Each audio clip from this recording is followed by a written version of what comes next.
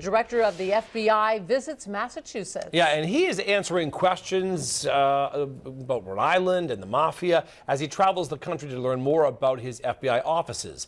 NBC 10 I-Team reporter Parker Gavigan was in Boston to ask some of those questions. The FBI director made some opening remarks and then took questions from reporters for about a half an hour on a whole host of topics, from the threat of terrorism to the Boston bombings and, yes, even public corruption in Rhode Island. I'd like some more microphones, please.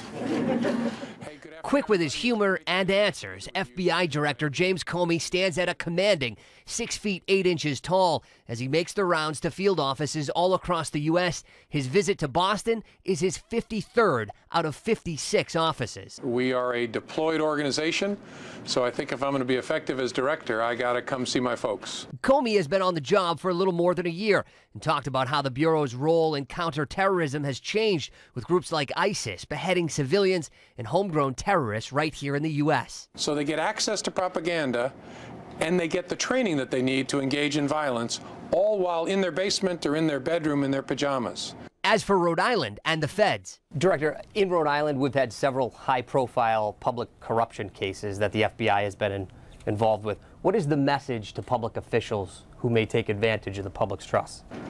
Oh, we're going to put you in jail. If you violate the public's trust, if we can develop the evidence, we're going to lock you up. I know sometimes that people, I think, in Providence may think they have a unique problem with public corruption.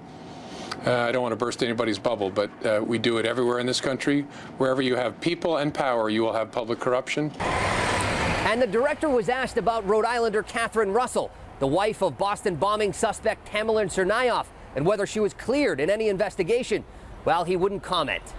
In Boston, I'm Parker Gavigan, NBC 10 News. The